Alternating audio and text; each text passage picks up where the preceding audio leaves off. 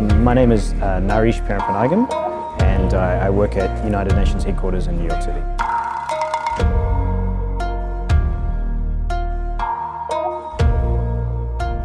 I'm originally from Sri Lanka, and I grew up in New Zealand.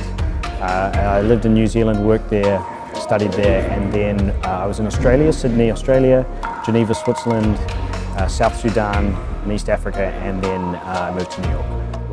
I'm a lawyer by background, but I'm currently in the office of the United Nations Secretary General, and I work as an advisor there.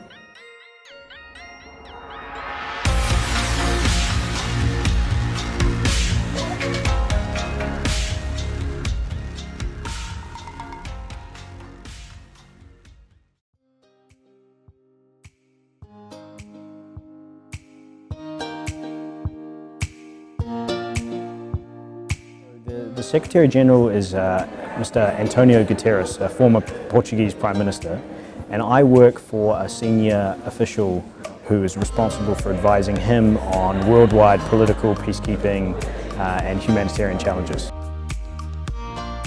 How did you get involved with the United Nations?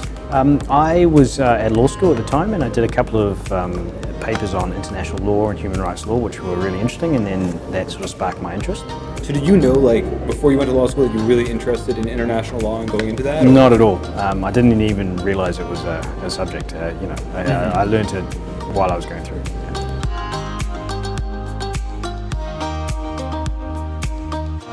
The most meaningful work I've done has been in the field, when I was working as a UN peacekeeper in South Sudan. The best example would be from 2009, where I was working with some colleagues to help organize the return of about a dozen abducted children to their parents, and to help the prosecution of the child abductors involved. And it was important because it was an example of a peaceful resolution of a conflict, and it helped prevent further violence in that particular area.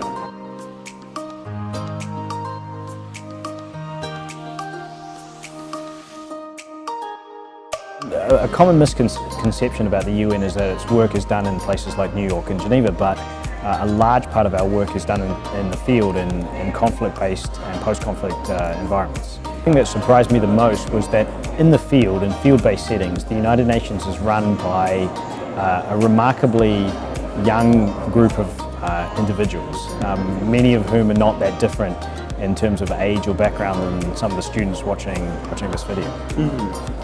Wow, so like it really, I mean, the UN has been around for a long time, but it really is a very young organization. Well, in the field it is. In the remote parts of the field, young people can make a huge difference.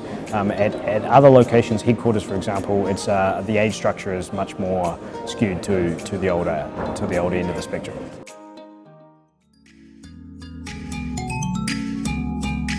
And have you found that like certain degrees tend to work their way towards the UN?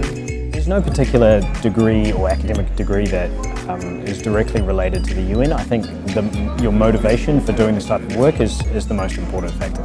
So there's a wide range of options. I have a colleague, for example, who has a medical degree who works at the World Health Organization. You can study anything, it doesn't really matter.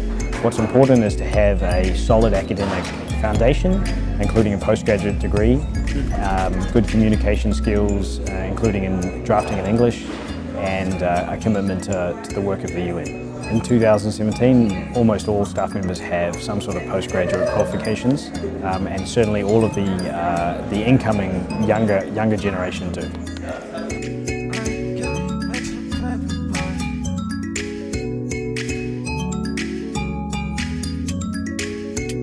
UN also has a famous internship program. Correct, that's right.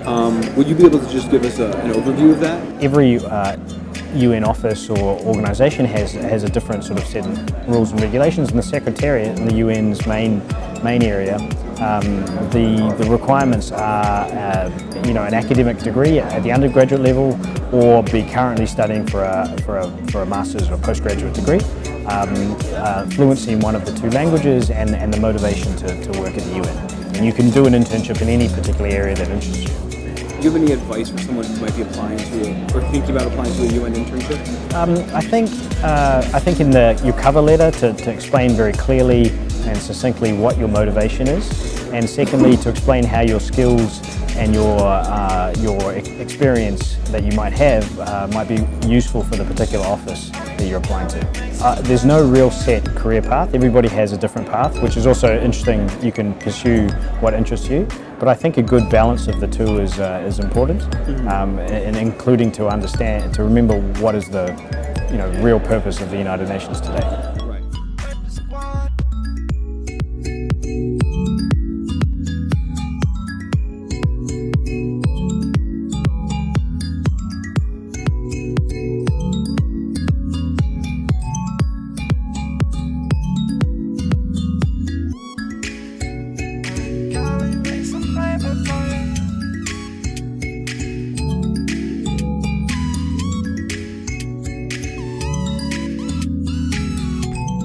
If you're interested in hearing more about the world's top universities, don't forget to subscribe.